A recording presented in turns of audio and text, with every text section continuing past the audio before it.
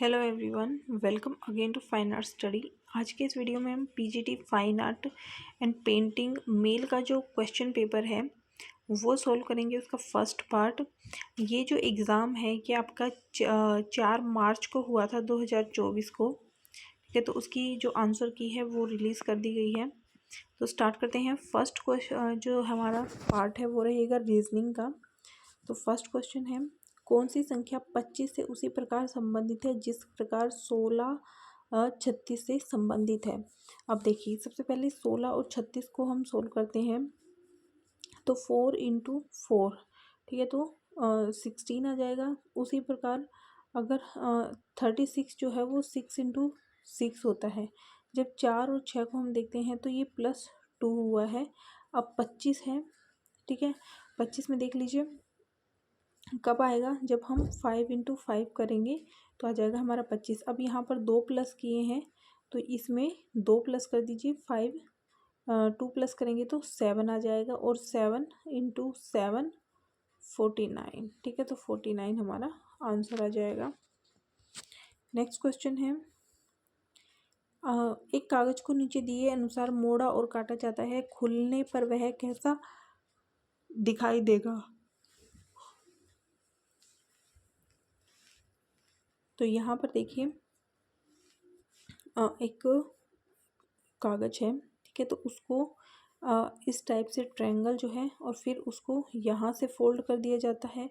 उसके बाद एक बार यहाँ से, और उसके बाद जब इसको फाइनली फोल्ड किया जाता है तो यहाँ पर और यहाँ पर 2 होल कर दिए जाते हैं। तो इसको बताना है कि ये फिर कैसा दिखाई देगा। तो इसमें जब हम इसको ओपन करेंगे तो ये कुछ इस टाइप से दिखाई देगा। नेक्स्ट है, 4 अक्षर समूह जोड़े दिए गए हैं जिनमें से 3 किसी प्रकार से समान है और एक अलग है। विषम अक्षर समूह युग्म का चयन कीजिए।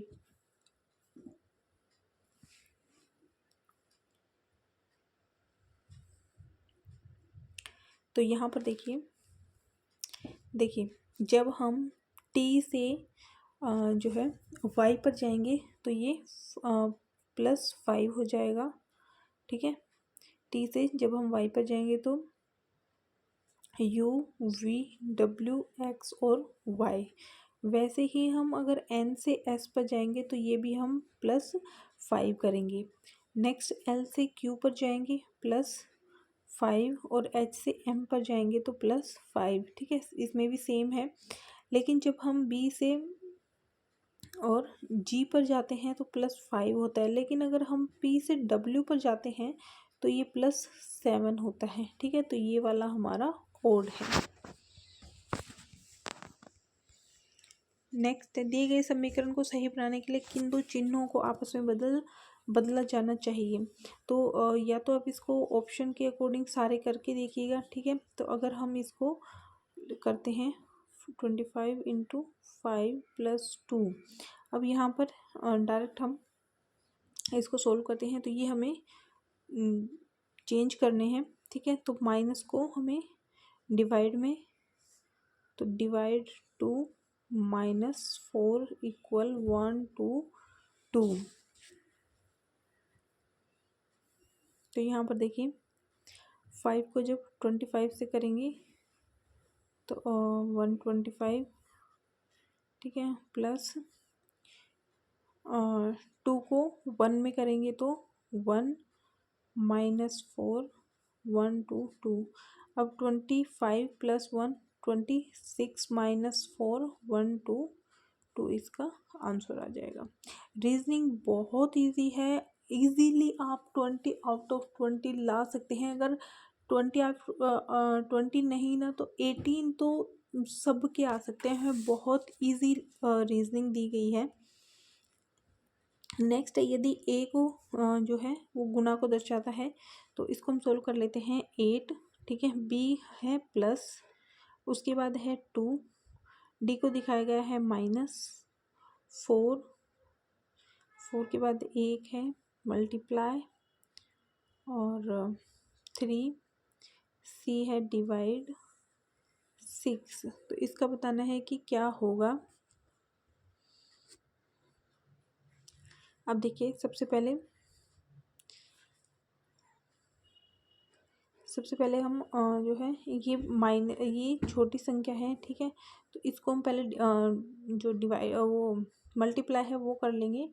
तो 4 3 जा 12। अब 12 को अगर हम 6 से डिवाइड करेंगे तो ये आ जाएगा हमारा 2, ठीक है, 2 माइनस 2 प्लस 8। अब 8 और 2 ये हो जाएंगे 10 माइनस 2 8। 8 हमारा आंसर आ जाएगा। नेक्स्ट है, अच्छा यहाँ पर जो है 2 नियम दिए गए हैं कि एक वर्ड है एग्जाम्पल, EXAMPLE,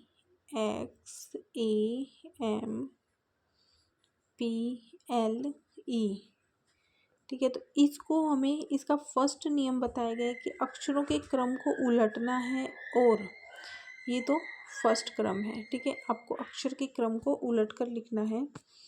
लेकिन ELPMAXE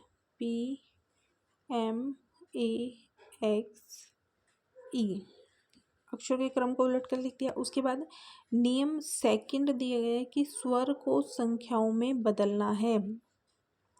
अब यहाँ पर देखिए स्वर कौन कौन सा है, सबसे पहले तो है ई, तो ई कितने पे आता है 5 पे, ठीक है। उसके बाद एल, क्योंकि एल कॉन्सोनेंट है, पी कॉन्सोनेंट है, एम कॉन्सोनेंट है, ए आ गया, ए कितने पे आता है 1 पे। उसके बाद एक्स कॉन्सोनेंट है, और ई जो है ये 5 पे, तो ये हमारा आंसर आ जाएगा। नेक्स्ट क्वेश्चन है, उस आकृति का चयन करें जो निम्नलिखित आकृति श्रृंखला में प्रश्न चिन्ह का स्थान लेगी। तो यहाँ पर देखिए, ठीक है, देखिए सबसे पहले जो एरो है ये यहाँ पर एक एरो है, और उसका जो ये एरो है ये ऊपर की तरफ है, ठीक है। उसके बाद ये एज इट इज़ रहा है। उसके बाद इसके अपोजिट साइड में एक और एरो बनाया है, उसका ये जो नीचे की तरफ पॉइंट किया गया है। उसके बाद स्टार्ट जब होंगे तो लेफ्ट साइड से होंगे। अब जब ये ऊपर था उसके बाद एक नीचे की तरफ, अब इसमें एक ऊपर की तरफ बन जाएगा। तो जब हम फोर्थ में जाएंगे तो सबसे पहले एक ऊपर की तरफ, ठीक है, उसके बाद एक नीचे की तरफ, फिर एक ऊपर की तरफ, और फिर एक ऊपर की तरफ और एक नीचे की तरफ, ठीक है। तो इस टाइप से हमारा ये बनेगा। तो ये देख लीजिए ऑप्शन नंबर सेकंड। नेक्स्ट है युग्म 3 5 8 डैश में प्रश्न चिन्ह के स्थान पर कौन सी संख्या आनी चाहिए। तो बहुत इजी है। यहाँ पर देखिए 3 और 5 है, तो 3 में हम +2 करेंगे तो 5 हो जाएगा, 8 में +2 करेंगे तो हम 10 आ जाएगा।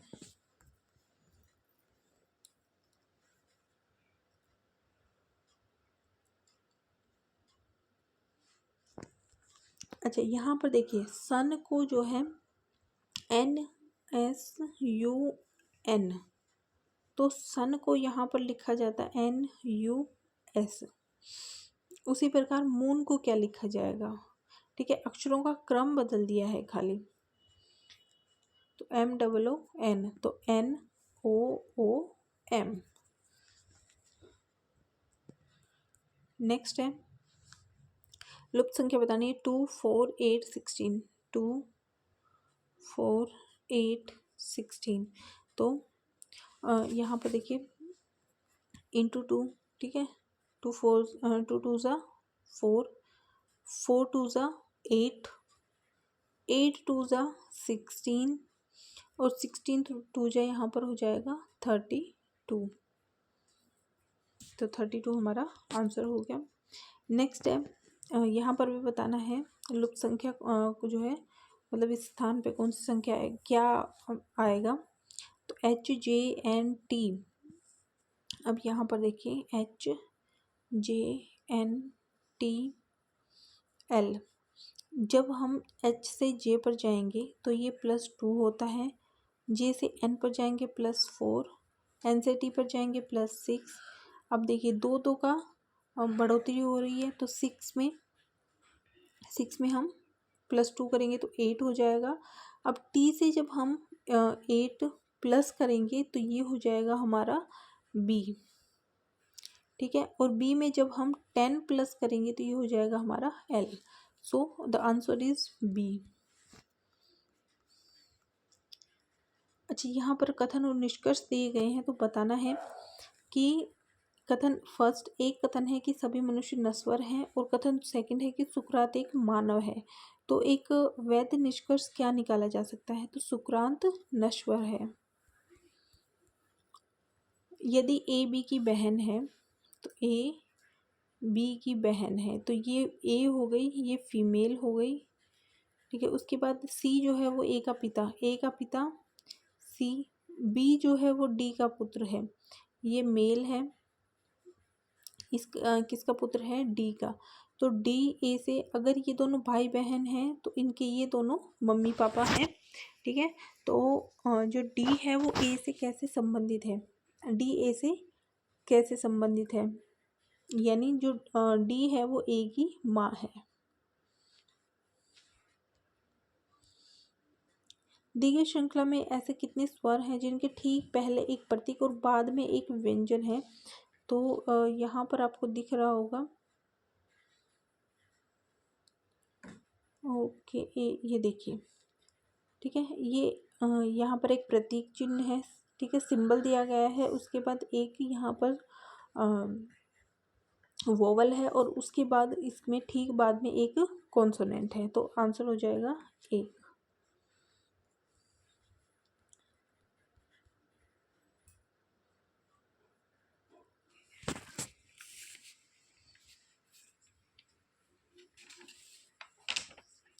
नेक्स्ट क्वेश्चन है, यदि सोमवार जो है वो बुधवार की तुलना में ऊंची मंजिल पर स्थित है, ठीक है, तो यहाँ पर संडे जो है वो वेडनेसडे की तुलना में ऊंची मंजिल पर है लेकिन शुक्रवार से कम है, ठीक है, तो ये फ्राइडे से कम है।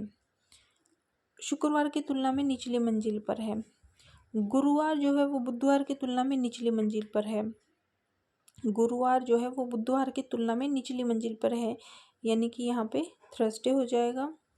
तो उच्चतम मंजिल पर निम्न में से सात मतलब निम्नतम तक के सही क्रम क्या है, तो सबसे पहले फ्राइडे हो जाएगा, उसके बाद मंडे, सॉरी यहाँ पे मंडे, ठीक है, मंडे हो जाएगा, फिर वेडनेसडे हो जाएगा, फिर थर्सडे हो जाएगा।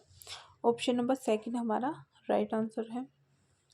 नेक्स्ट है, यदि बक्सा एक्स को बक्से वाई के ऊपर, ओके, तो साथ साथ सोल्व कीजिए। देखिए, सबसे पहले बक्से एक्स को बक्से वाई के ऊपर, ठीक है, उसके बाद लेकिन बक्से जेड से नीचे, तो बक्से डब्ल्यू को बक्से वाई और बक्से जेड दोनों से नीचे स्थान दिया जाता है। वाई और जेड दोनों से नीचे आ गया डब्ल्यू, तो उच्चतम से निम्नतम, तो जेड, एक्स, वाई और डब्ल्यू, ऑप्शन नंबर 4। नेक्स्ट है, सी ए टी एक विशिष्ट तरीके में सी ए टी, तो यहाँ पर इसे लिखा जाता है ए सी टी, यानी कि जो फर्स्ट दो लेटर हैं उनका जो स्थान है, जो स्पेस है, वो एक्सचेंज कर दिया गया है। तो हमें डॉग का बताना है, D O G, G as it is रहेगा, ओ पहले आ जाएगा और डी बीच में, O D G.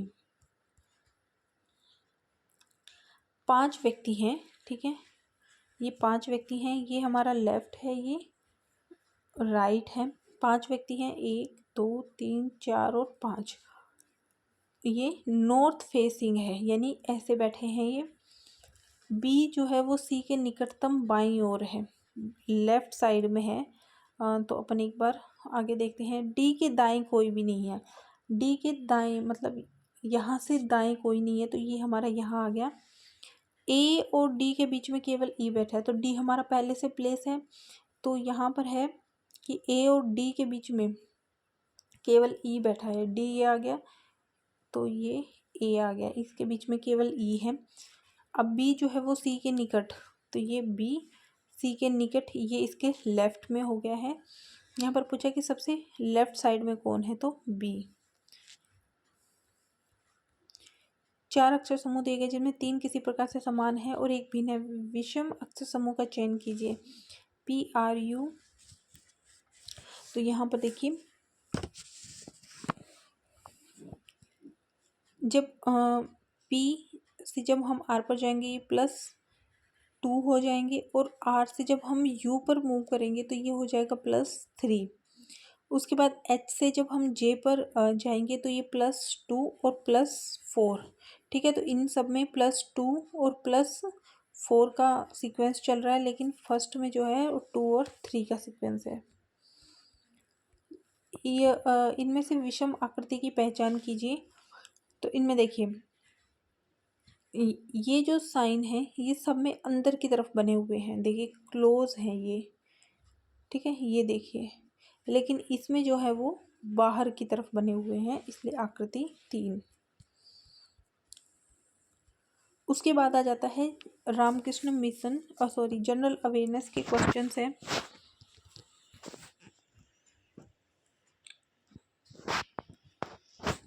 Ramakrishna mission की स्थापना किसने की थी? तो रामकृष्ण मिशन की स्थापना की थी स्वामी विवेकानंद ने। अच्छा, कई बार सन पूछ लिया जाता है, तो 1897। उसके बाद आपको ये पूरा पता होना चाहिए कि किसने किसकी स्थापना की थी। स्वामी चिन्मयानंद की बात करें तो इन्होंने 1953 में चिन्मय मिशन की। चिन्मय मिशन। तो ये जो आपके आने वाले एग्ज़ाम्स हैं उनके लिए आपको बहुत हेल्पफुल होगा। ठीक है, तो आप पूरा डिटेल के साथ क्वेश्चंस को सोल्व कीजिए। नेक्स्ट है डॉक्टर आत्माराम पांडुरंग। आत्माराम पांडुरंग ने जो है वो 1867 में प्रार्थना समाज।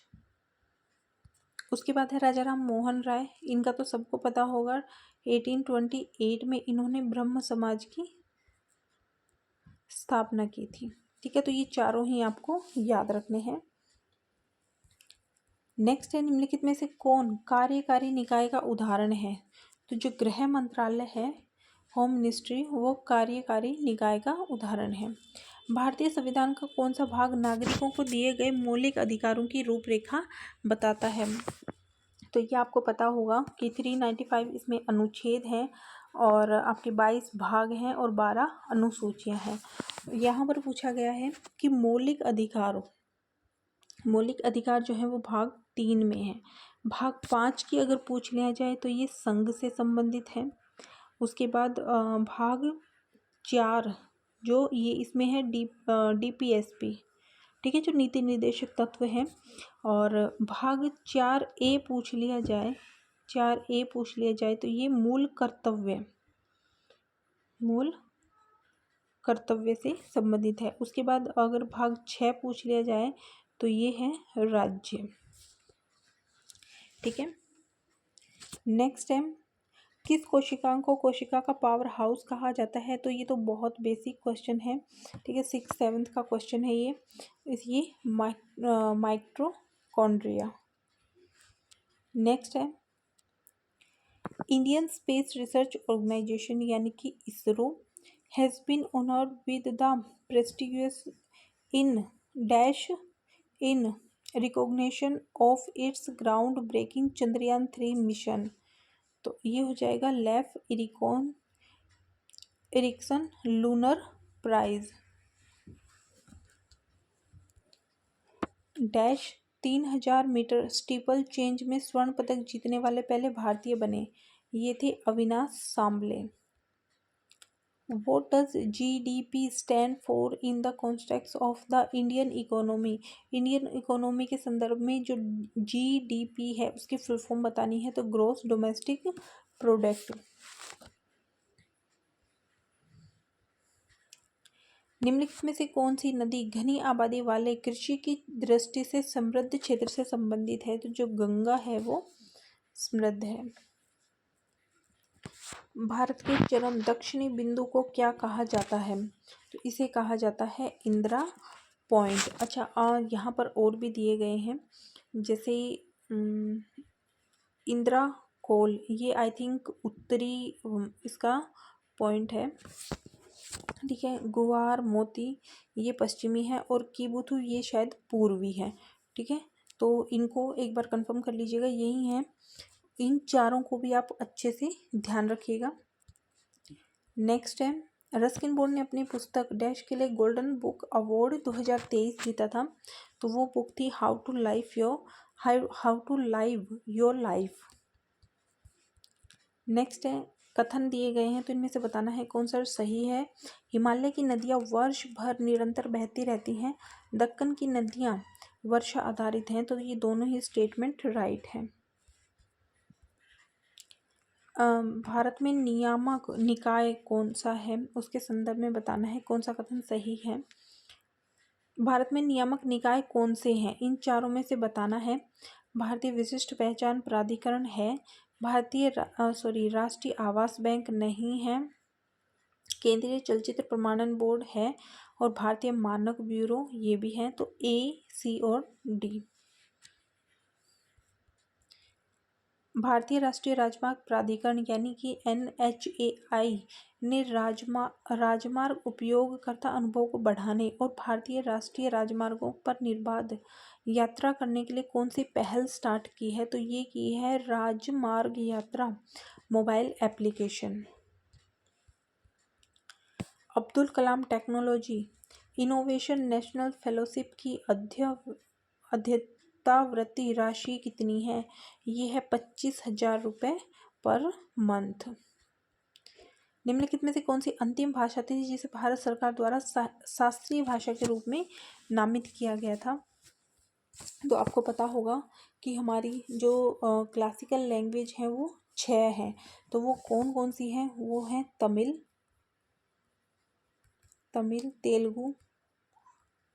तेलुगु, संस्कृत, ठीक है, और कन्नड़,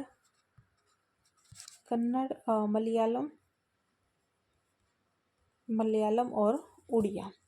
तो ये 6 जो हैं ये हमारी क्लासिकल लैंग्वेज है। इनको अच्छे से आप लोग याद कर लीजिएगा, तमिल, कन्नड़, तेलुगु, संस्कृत और मलयालम और उड़िया। सबसे लास्ट में जो है वो उड़िया को क्लासिकल लैंग्वेज का दर्जा दिया गया है। नेक्स्ट है, किस अर्थशास्त्री ने 1990 में वित्त मंत्री के रूप में भारतीय अर्थव्यवस्था के उदारीकरण में महत्वपूर्ण भूमिका निभाई थी। तो ये थे मनमोहन सिंह। शैवाल में जनन है वनस्पति जनन, अलैंगिक जनन और लैंगिक जनन। तो ये तीनों ही हैं। डैश को आधुनिक भारतीय पुनर्जागरण का अग्रदूत माना जाता है। तो राजा राम मोहन राय को। भारत में सूक्ष्म वित्त संस्थानों का प्राथमिक उद्देश्य है। तो इनका प्राथमिक उद्देश्य है गरीबी निर्मूलन। गणगौर त्योहार जो बसंत और फसल के उत्सव का प्रतीक है, देवी गौरी का सम्मान भी करता है, डैश में मनाया जाता है। तो गणगौर आपको पता होगा राजस्थान का फेमस फेस्टिवल है।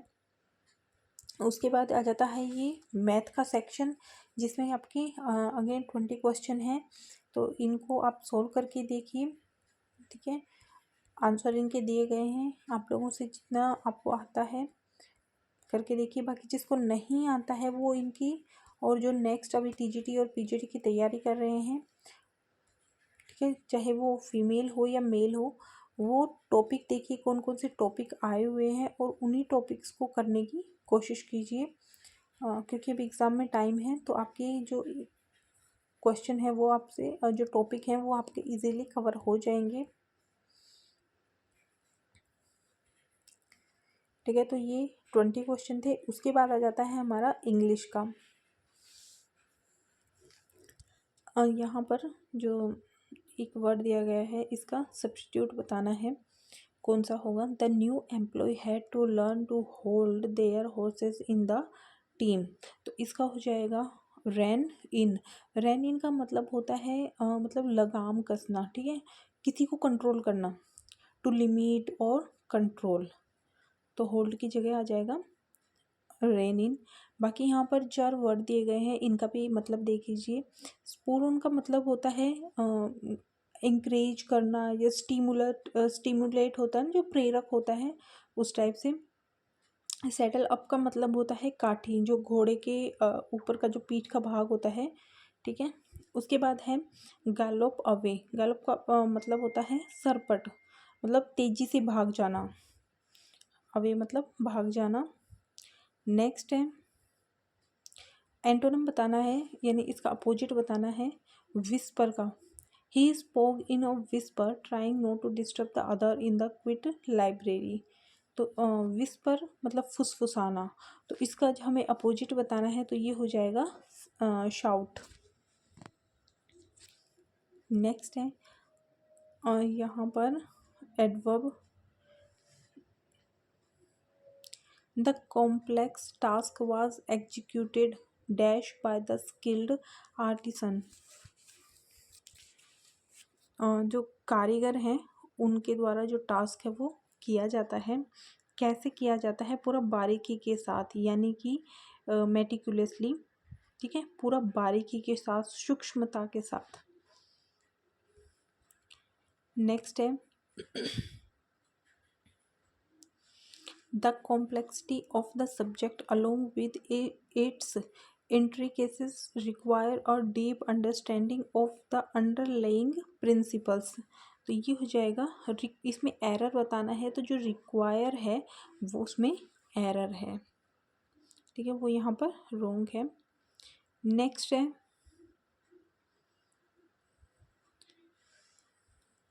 यहाँ पर वर्ड दिया गया है स्किल्स, तो इसका सब्स्टिट्यूट बताना है the chef prepared a delicious dish showcasing his culinary skills. तो जो कुलिनरी का मतलब होता है जो भोजन बनाने की कला होती है ना, जैसे पाक बोलते हैं, ठीक है, उसे बोलते हैं। तो स्किल्स में यहाँ हो जाएगा एक्सपर्टीज़, मतलब वो अपनी स्किल दिखा रहा है, अपनी एक्सपर्टीज़ दिखा रहा है। नेक्स्ट है in today's society smartphone has become ubiquitous, seamlessly integrating into various aspects of our daily life। यूबेंटिक्विटस का मतलब होता है देशव्यापी, जो मतलब पूरे देश में जो चीज़ फैल जाती है उसे बोला जाता है।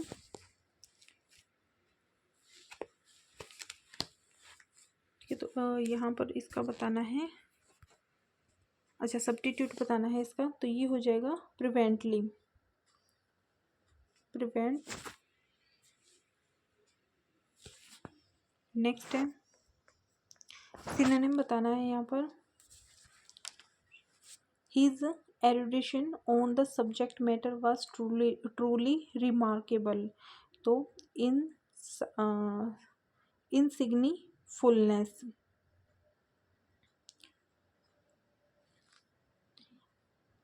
एरुडिटेशन का मतलब होता है मतलब किसी विषय में पूरा किसी विषय का पूरा ज्ञान होना, विद्वान होना, उस चीज़ की विद्वत्ता हासिल करना, ठीक है।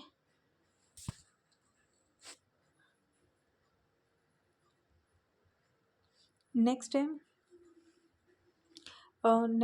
यहाँ पर कौन सा करेक्ट नेगेटिव क्वेश्चन टैग आएगा? The सेल्डोम attend the morning lecture don't they. सेल्डोम का मतलब होता है कभी कभी, वो कभी कभी मॉर्निंग लेक्चर अटेंड करते थे, क्या वे नहीं करते थे? Don't they. प्रीपोजिशन है सी रिनोव्ड dash his expertise earning अकोलिडेट in the field, यहाँ आ जाएगा 4।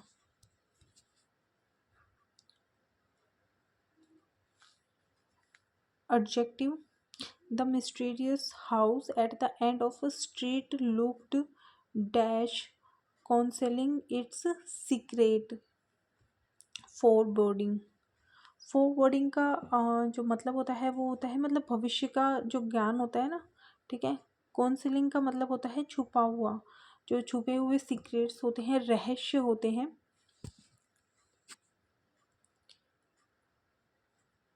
तो यहाँ पर एक पैराग्राफ दिया गया है जिसमें 4 लाइन है, तो इनको आपको रीअरेंज करना है। तो ये आप लोग देख लीजिएगा, खुद से करने की कोशिश कीजिएगा।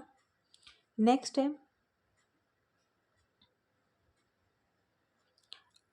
यहाँ पर सिनोनिम बताना है, यानी कि समानार्थी शब्द बताना है। आई एम फीलिंग एस, एक second,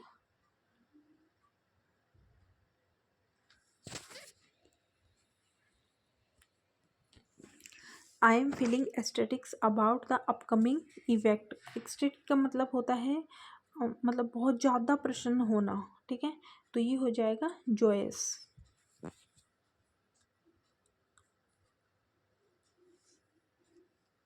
you can't make an omelette without breaking oil. तुम जो ऑमलेट है वो नहीं बना सकते बिना एग को ब्रेक किए। तो इनका सब्स्टिट्यूट बताना है कि ब्रेकिंग की जगह जो है वो क्रैकिंग एग्स भी हम लिख सकते हैं। नेक्स्ट है एंटोनिम बताना है। The atmosphere at the party was lively eight exuberant. तो एक्सुबरेंट का मतलब होता है किसी का नेचर, किसी का आचरण, ठीक है, तो ये हो जाएगा लैक क्लस्टर। लैक क्लस्टर मतलब ढीला ढाला, एकदम बुझा हुआ सा, ये मतलब बहुत एकदम चुस्त दुरुस्त, ठीक है, उस टाइप से। और इसका जो अपोजिट हो जाएगा ये ढीला ढाला बुझा हुआ। इस नेक्स्ट है यहाँ पर positive question tag. She has visited the museum before, hasn't she.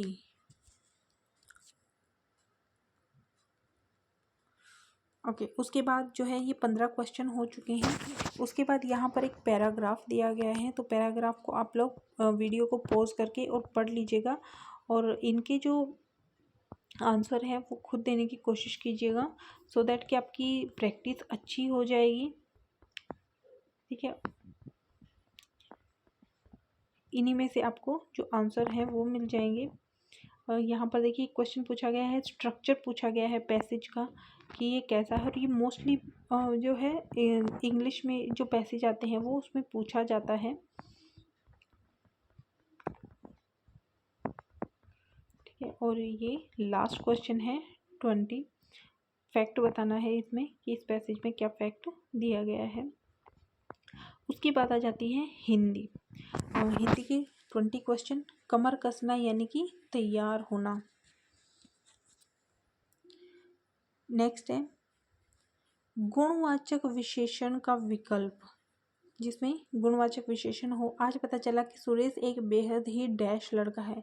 किसका लड़का? भीतरी लड़का है, ज़्यादा लड़का, ये तो होंगे नहीं, ये उसका गुण है कि डरपोक होना, ठीक है, नीडर होना, भयभीत होना, मतलब इस टाइप से जो होते हैं कुछ भी, तो इस ये उससे जो उसका गुण पता चल रहा है।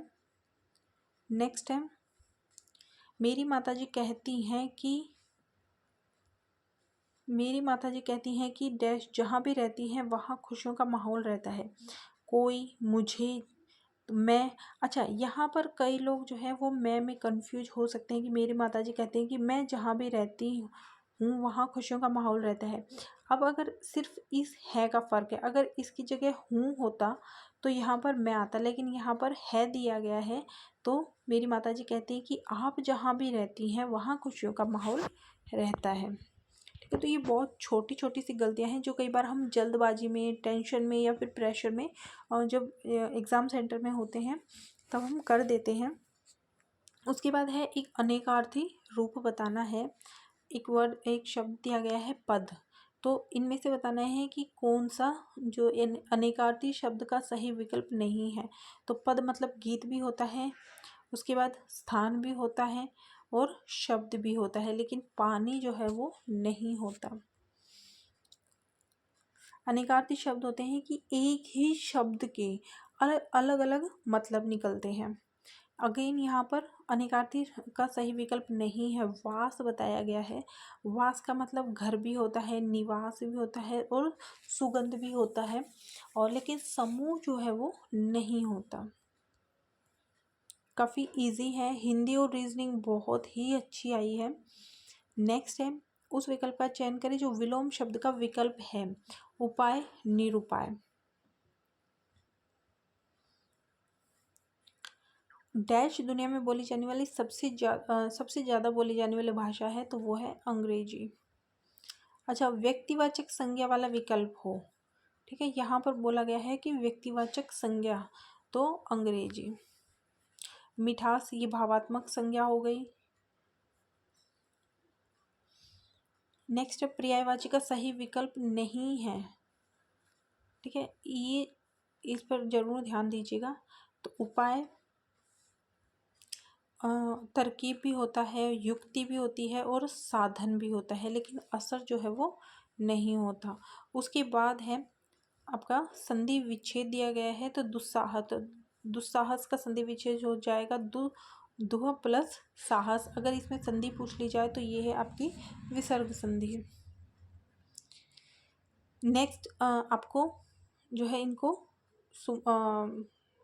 रीअरेंज करना है, जैसे इंग्लिश में दिया गया है वैसा ही हिंदी में भी स्टार्ट कर दिया गया है। 2024 के जो एग्ज़ाम है उनमें सेम वही 4-5 लाइनें दी जाती हैं, उनको भी रीअरेंज करना होता है।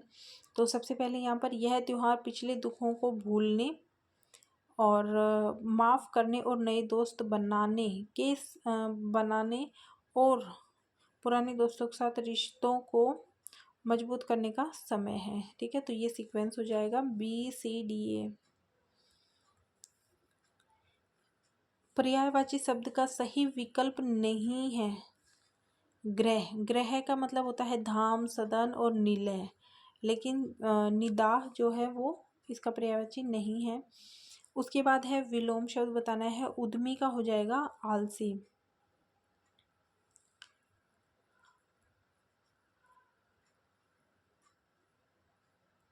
ठीक है, जैसे उत्थान का पतन हो जाएगा, उधर का इधर हो जाएगा, ऐसे।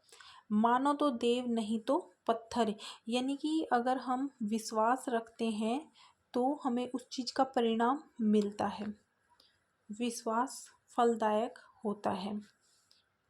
अगर हम किसी भी चीज़ में विश्वास रखते हैं, पॉजिटिव थिंकिंग रखते हैं, तो उस चीज़ का हमें पॉजिटिव ही रिजल्ट मिलता है। अगर हम उस चीज़ में विश्वास नहीं करेंगे या फिर नेगेटिव थिंकिंग रखेंगे उस चीज़ को लेकर, तो हमें रिजल्ट भी हमें नेगेटिव ही मिलेगा। यानी कि विश्वास जो है वो फलदायक होता है। उसके बाद नेक्स्ट है, इनको भी रीअरेंज करना है। तो इसका देखिए, सबसे पहले ये प्राणियों एवं जीव जंतुओं को ऑक्सीजन प्राप्त होती है जो जीवन का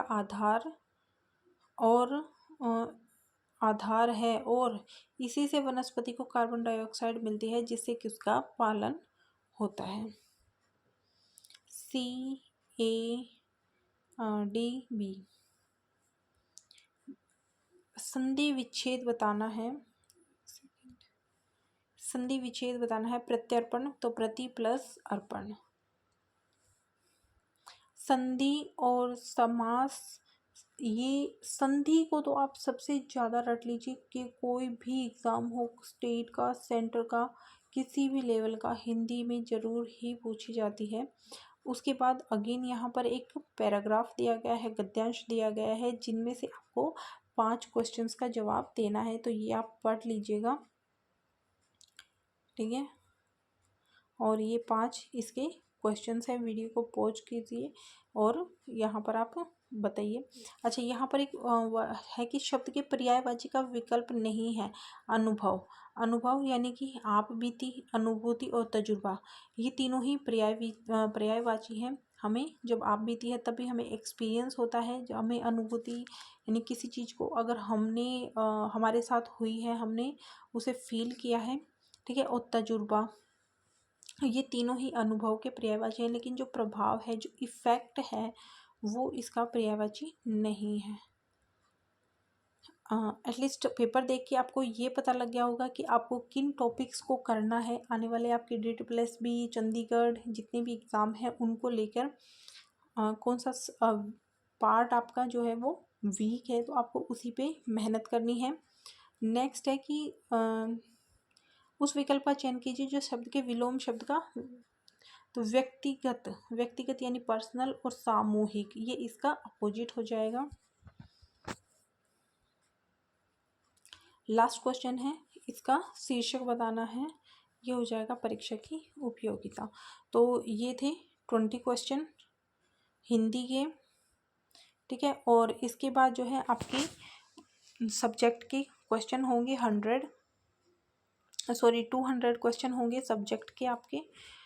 तो आप अपनी तैयारी जो है फर्स्ट पेपर के लिए अच्छे से कीजिए। टॉपिक्स को देखिए, कौन सा पार्ट आपका कमज़ोर है, कौन सा टॉपिक आपका वीक है, तो उसी पर आप मेहनत कीजिए। और क्वेश्चन पेपर को आप आंसर देखने से पहले खुद सॉल्व करने की कोशिश कीजिए, उसके बाद आप आंसर को मैच कीजिए और काउंट कीजिए कि आपके कितने आंसर सही हैं, ठीक है। और इसके बाद आपको जो सब्जेक्ट का है वो क्वेश्चन पेपर मिल जाएगा। Thank you.